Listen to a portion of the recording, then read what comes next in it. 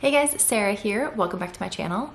Today I'm going to be sharing everything you need to know about having a C-section. So if you're interested in that, keep watching. And if you're new here, don't forget to subscribe before you leave so you don't miss any of my future videos. All right, let's get into it. I'm just sitting on my couch in my living room, which I think I've only filmed here maybe 2 or 3 times ever. But I have Mr. Theo sleeping.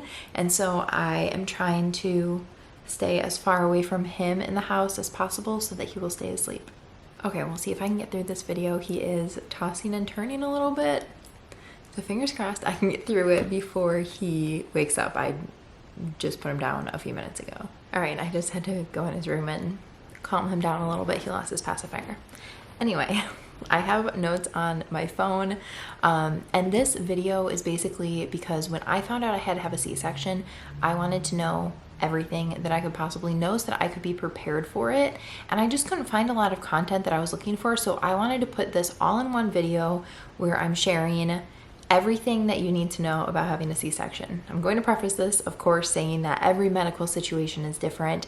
Whether you have a planned C-section, an emergency C-section, a last-minute C-section, there's so many different reasons for having one that can change certain things.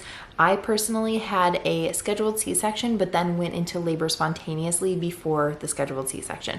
So it's kind of like the place that I'm coming from. Some of these things will apply and some of them won't, depending on the situation that you are in when you have a C-section. So for me, I had a C-section planned. I knew that I needed to be there 2 hours before my scheduled surgery time. And they said that they do the majority of their surgeries in the morning and you don't eat from midnight the night before on. And you don't drink anything, no water, no food, because they want your system to be completely emptied out in case you have to go under general anesthesia. Hopefully that will not be the case, but if that is the case, they want to make sure that you haven't eaten anything. That's kind of the prep that you do before, is just the not eating. My water broke 8 days before my scheduled C-section, and I had eaten lunch with Adam, and then I went to my office and my water broke. So splashed everywhere. And I was told that if you have a scheduled C-section and you go into labor, one of the first things you tell the people when you get there is that you have a scheduled C-section so that they don't drag their feet. They don't want you to labor if they know that you're having a C-section. I had to have a C-section because my baby was breech. And so because of that, they didn't want me to be in full labor. They want you to get in as quickly as possible. So as soon as I went into labor, as soon as my water broke, I called my doula, I called my husband, and I called the hospital. And my doula didn't answer for a while. She ended up coming up to the hospital a couple of hours later.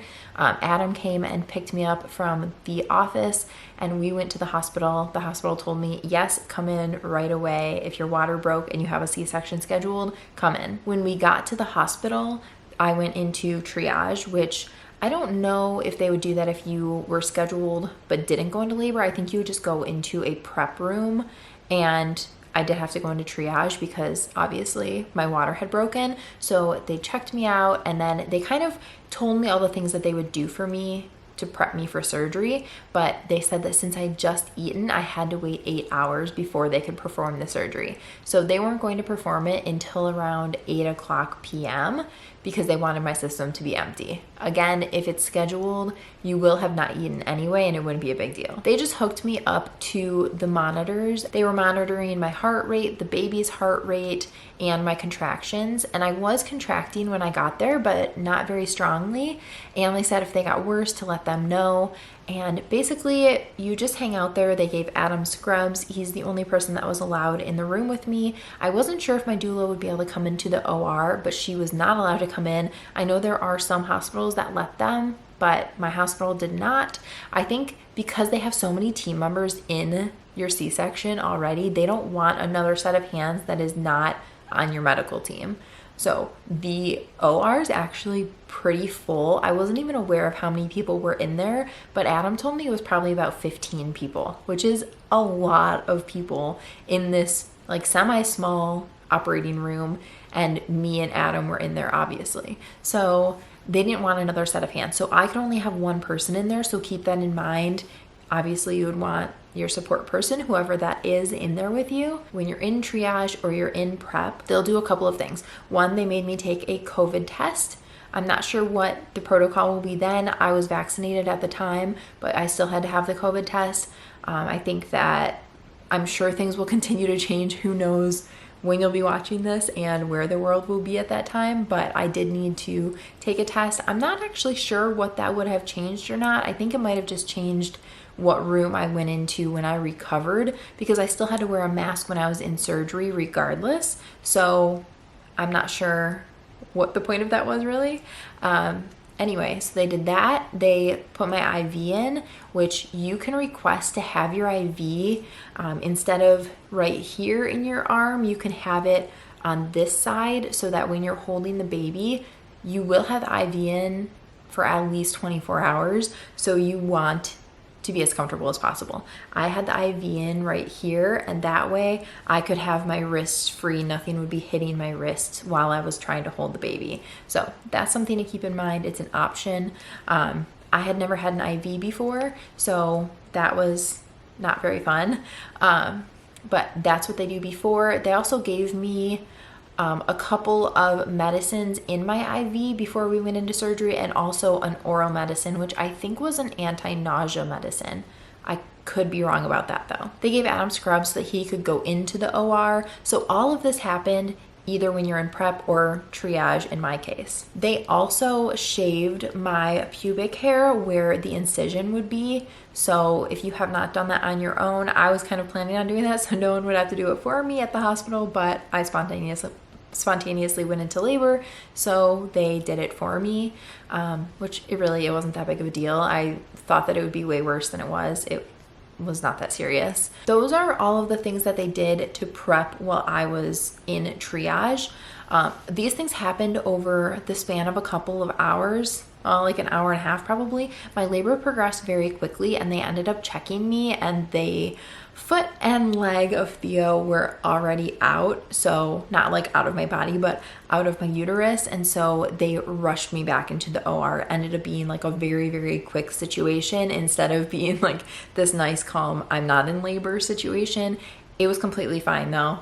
So all of those things kind of happened slowly at the beginning and then picked up pace, and we rushed into the OR. They also will put a net on your head so that your hair is covered. They put a mask on me, and then I was in just my hospital gown, obviously. So once we went into the OR, I do know that they were going to let me walk to the OR initially, but because I was in full active labor, they said no. I actually asked the surgeon, and she laughed at me and said absolutely not. So they rolled my bed into the OR. And then once I was in there, Adam couldn't come in at first. So you will go in with your team, and your support person will sit outside of the door. So he was sitting right outside of the operating room, and they would let him know when he could come in. So when you're in the OR, you sit on this table, and they will do your spinal block. The spinal block is an injection into your back, and basically you sit on the side of the surgery table and you hunch over as much as you can so that your spine is kind of curved and they can see the spine. They put this sticky thing on the back of your back, and it covers, it's kind of like a sheet around it, but then it has this opening for them to, I guess, see what they're doing, but not, that's where they kind of sanitize and clean, and then everything else is just covered. Okay, Theo is not happy again. Hold on, hopefully I can get him calmed down. All I can say is good thing I took notes, because I would be completely scatterbrained right now, going back and forth, putting him back down if I didn't have notes. Once the anesthesiologist has blocked off their area and has marked where they're going to inject you, they will give you a couple of numbing shots, and then, which those ones just, they don't hurt at all. I mean, like the tiniest little prick. But I had so many shots during my pregnancy that was like the least of my worries. And then you get the spinal block, the actual injection. You don't feel that at all because you're obviously numb, and you don't see any of it, which is really good personally for me because I'm terrified of shots. So I don't want to see any of the needles or anything like that. And when they're doing that, you are hunched over. They gave me a little pillow to hold on to, and I was so nervous and scared. One of the nurses that was in there was actually forehead to forehead with me, just like talking to me, breathing with me, hugging me, and just keeping me nice and calm. That made such a difference. So definitely make nice with the nurses that are there. Try and figure out if you can meet the nurse that will be in the operating room with you beforehand, or if you can't, when you get into the operating room, they'll be the person that's right there with you. So just make sure you verbalize if you're nervous or whatever you need. I told her, just keep talking to me, try to distract me. One of the other nurses actually played music on her phone for me. She asked me what kind of music I wanted, and she just started playing that kind of music, and they were just talking to me, joking, you know, just keeping my mind off of everything, which was so amazing. So definitely verbalize anything that you want or need from your care providers while you're in that situation. I almost forgot to share about the catheter. You do need to have a catheter inserted,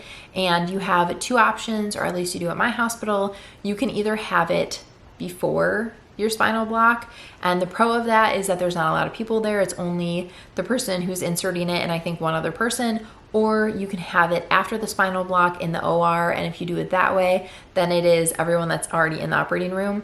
And the good thing about that is that you already have the spinal block. The bad thing about that is that there's a lot of people in the room. I chose to do that just because I didn't want to feel it. I was trying to do as little pain as possible. Plus, I was already naked on an operating table and they were cutting open my body. So at that point, I didn't really think that it mattered if they saw them inserting a catheter into me. So that's what I did.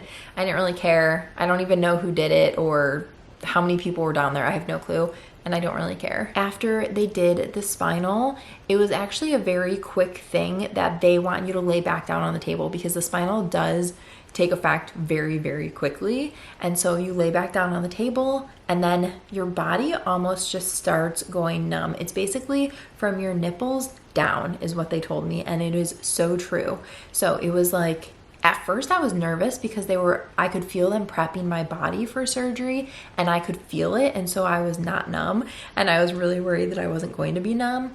But it's almost like everything starts to tingle and then you just can't feel anything. So your body almost just feels heavy, and I noticed that I almost felt like it was hard to breathe because I was numb, and it felt like my lungs couldn't fill with air almost, but you can breathe. So I think the biggest tip in that situation is just to stay calm, because you are completely okay, but it's a feeling that you'll never feel in another situation.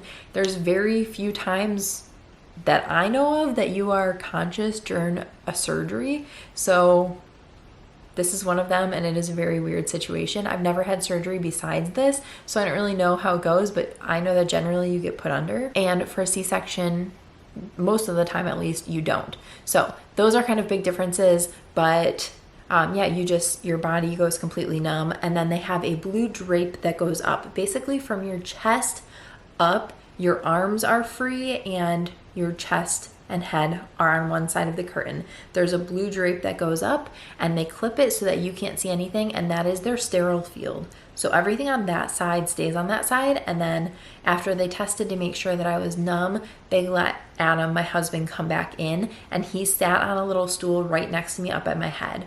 They had a little rest for my arms on the side, so my arms were out straight.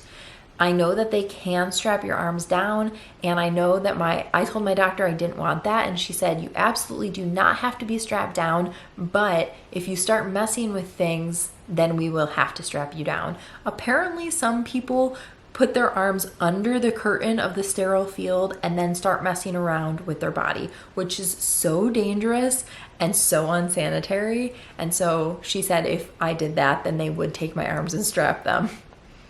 I did not do that. I had no desire to do that. I can't imagine doing that, but I would definitely ask your provider not to strap you down if possible, if you don't want to be, and that's an option. After that, the surgery did start. That same nurse still had music playing on her phone, so she just had that up by my ear. My anesthesiologist was on one side, Adam was on the other side, and then that nurse was behind me. The anesthesiologist was talking to me and just saying, you know, everything looks good, we're good to go. The doctor was on the other side of the curtain and she told me what to expect. So they say that the baby will come out within like 5 to 10 minutes. It is so unbelievably fast once the surgery starts, how quickly the baby comes out. So she told me, you know, expect some pulling and tugging, which I definitely could feel. You can't feel it, but you can feel the pressure. So my body is laying on the table and like with them tugging, your body's kind of moving, but you don't actually feel the movements inside, or you don't feel the feelings, you just feel the movement and the tugging of it. So it's a weird feeling, but it's not painful by any sense of the imagination. It's really hard to comprehend how you can not feel it, but you like know that it's going on and you can sense it and you can feel tugging, but you can't feel pain. It's something I've never experienced before. I do know that I've heard that bothers a lot of people. It personally didn't bother me. I knew my doctor warned me, she told me what to expect, and then she told me when the baby was about to come out. Ahead of time, I had asked for a clear drape to be put up and when the baby came out so that I could see him right away. And then I did ask for immediate skin to skin.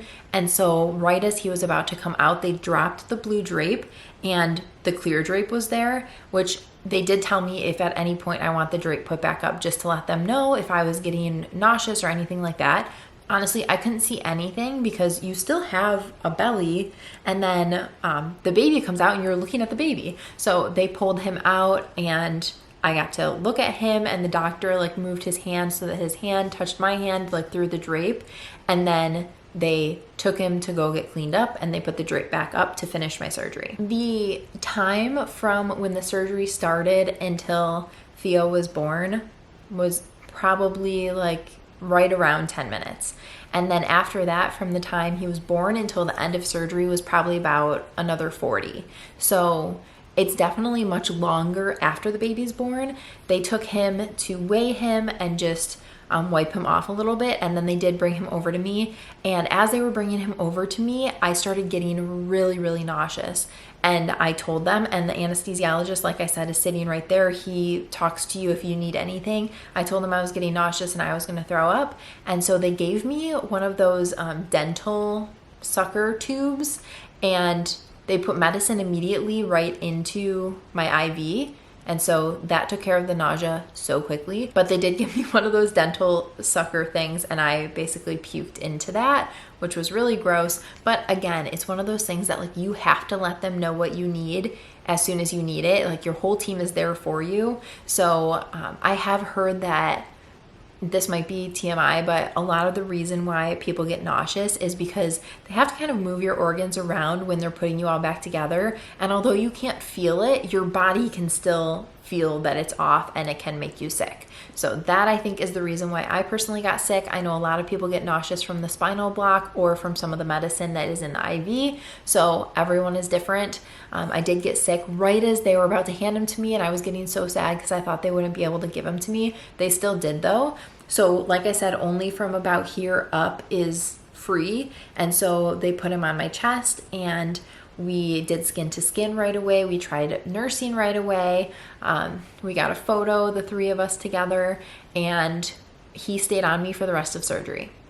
Again, that is something that you would want to talk to your doctor about beforehand if possible, because I know a lot of people just do whatever's easiest for them and they will go ahead and do all the testing and everything on your baby right away instead of coming to bring them to you. And we delayed that until after I was in recovery so that I got to hold him for that golden hour, which was so special for me. So during that last 40 minutes of the surgery, they obviously stitched me back up. If you are unaware, in general, you get 3 incisions when you have a C-section: your skin, the outside incision that you can actually see, and then your abdominal wall, and then your uterus. Your abdominal wall is one that they do vertically between the muscles so that they don't have to cut through the muscle, and then the skin and your uterus, they cut horizontally. So once the baby comes out, all of the incisions are kind of in different places because your skin matches up when you have the baby bump. And then once the baby bump is gone a little bit, all of the layers of skin don't match up perfectly, which it doesn't really matter. But I'm kind of thinking that might be why, and they obviously have to clean you up and all of that. So That is what takes the 40 minutes. And then once you are out of surgery, they will wheel you into recovery, where they will monitor you for a few hours before they bring you to the room that you'll actually stay in. So in the recovery room, they just want to make sure that you are okay. They're giving you fluid through your IV. You don't eat or drink anything. They just kind of monitor you to make sure that your vitals are good. They checked my blood pressure, my heart rate, and something else for the entire few hours. I just kind of sat there. I was back in triage, which is normally not where you go, but they would put you into a recovery room, or they might even put you in the room that you'll stay in. I'm sure every hospital is different, but they do monitor you closely for a couple of hours before you are kind of released to be just like a normal patient that's there. Once you go into your actual room that you will stay in, or when your recovery period is over and they stop monitoring you, you kind of go into like the regular rounds of the hospital where the nurses come in when they make their rounds. And there are, I guess, a couple of things to expect. When the nurses do their rounds, some of the things that they will check for is they will check your bleeding, because you do still bleed after you have a C-section. I didn't know that at the beginning. I did know that before I had my C-section, but I didn't know that like a year ago. So you do still bleed, so they will check your bleeding. And they also do this like abdominal massage. I forget what it's called. It's not a massage, it hurts, but it's just, they almost like knead your skin, and it's supposed to help with your uterus shrinking back down. So they will do that, and then they will check your bleeding. So that is something that they did quite a few times while I was at the hospital. They just want to make sure that you are shrinking back down, that everything is going according to plan. There were these compression things that they put around my legs from my knees down, and they would compress every few minutes, and it was to help with the blood flow, to make sure that I didn't get any blood clots, because you are laying down for a long period of time, and for a couple of hours the spinal block is still on, so you can still feel things. After a few hours it kind of starts to wear off, you start to get some feeling back, and that is when you can either get up to walk. My hospital told me they wanted me to walk by the next day at 6 a.m., which I had my surgery around 5 p.m. the day before. So about 12 hours after they wanted me walking. It was about 6 hours after my surgery ended that I got up and walked, and they told me that once I could get up and walk, they would take the catheter out. So I got up, walked. It was definitely hard, but it's not undoable. Then my doctor told me to get up and walk as soon as I possibly could, and that would be the best thing for my recovery. So that's exactly what I did. It almost feels like you can't sit up, or you can't stand up straight because of the incision. Like, I was very hunched over, and so walking to the bathroom, I kind of hunched. Just because it almost feels like the incision is tight and like holding your body curved. So I was hunched over and walked myself to the bathroom. My nurse took my catheter out, and I still had my IV in. I was able to go to the bathroom on my own again, and I was able to walk, which was really nice. So they wanted me to get up and walk every couple of hours, which was fine with me, and drink tons of water and just get moving so that you don't get blood clots. That's kind of like their biggest thing. And I was in the hospital for just under 48 hours. I think a lot of people stay for about 72 hours. They stay one extra night. But I wanted to get out of there as soon as possible. I think everyone is different. It's just, there's so many beeping noises. There's so many people in and out of your room all the time that I was over it, and I wanted to go home and sleep in my own bed. While you are in recovery, one thing that I would highly, highly recommend is to bring a nightgown, because you're not going to want anything close to your incision. Also, get really good at binding yourself. Binding myself was a lifesaver. I feel like it was the only thing holding me together.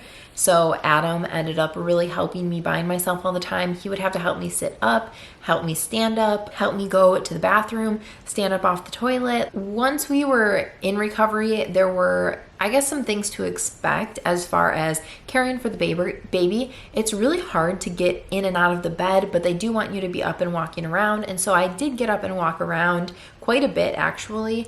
And I was getting up and going to the bathroom by myself, but I wasn't able to stand up and pick Theo up, which was sad for me.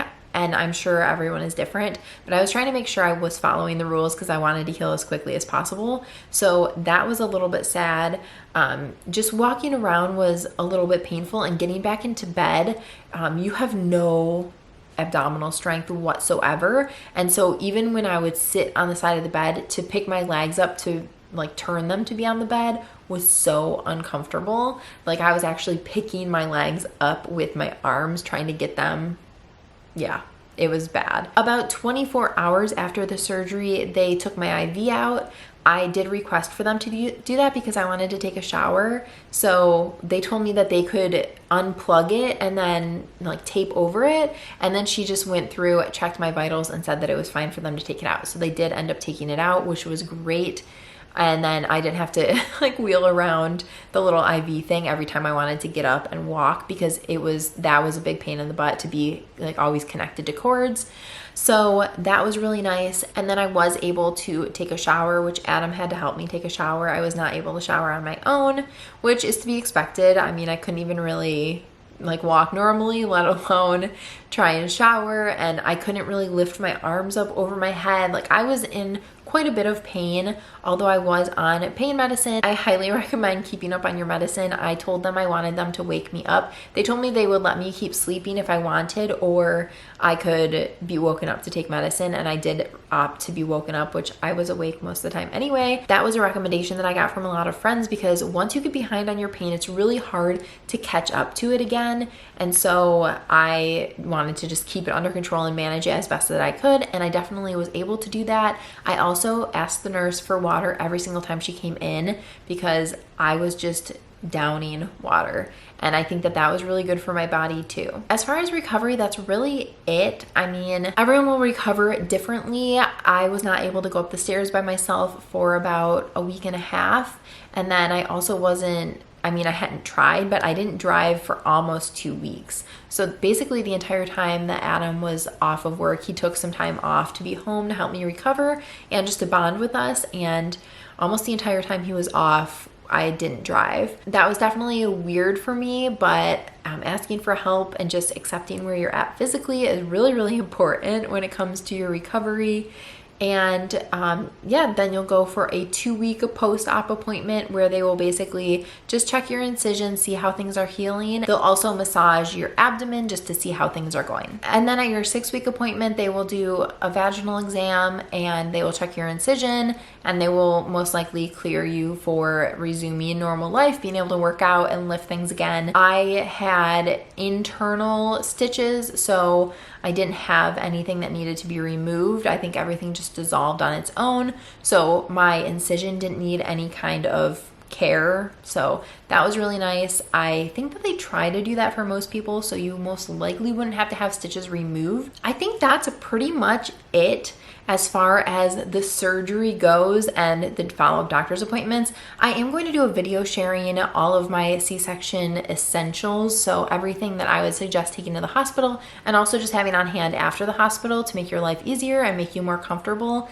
And just because I know I didn't know what to expect or what I would use or need, and I ended up getting different things than what I thought I would want or need. So I will definitely do that video and share it so that you guys can be prepared and you have a few more things that you might want, because I know a lot of the videos that are out there about what to pack for yourself for postpartum recovery is based on a vaginal delivery, and if you don't have one, like I had no idea what I would want or need. So I will definitely do that video too for you guys. I really hope that this was helpful for you and maybe eased some of your concerns or anxiety around having a C-section. If you haven't been around my channel for a while, I go back and watch my pregnancy announcement video. I was terrified. You see my live reaction to finding out I'm pregnant. It was my biggest fear in life. I could not believe that I was pregnant and that I would have to carry a baby and give birth, even though I was trying to get pregnant. Being on the other side of this and knowing how worth it is just, it's incredible. So I just want you to know that you will make it through this. It is not the end of the world. Even if your delivery is not going to go the way that you planned that it would, which mine didn't, I certainly did not expect or plan to have a C-section, but there's a reason my baby was breech, and now I'm so glad that I had one, just because that's what kept him safe. There's a reason he was breech, and maybe something would have happened had I had a vaginal delivery. I don't know. But either way, I'm just glad that he's here and he's safe and he's sound and I am safe. So if it doesn't go, if you find out that you had to have a C-section, it is not the end of the world. You will make it through it and you'll have your beautiful baby on the other side of it. I am telling you, I was like the most scared human on earth to give birth or have surgery ever. And I'm telling you, it was not as scary as I made it out to be in my head. So you will definitely make it through. I hope that this video gives you a little bit more confidence and it just makes you a little bit less scared. If you enjoyed this video, please give it a thumbs up and don't forget to subscribe before you leave so you don't miss any of my future videos. Thanks so much for watching. Bye guys.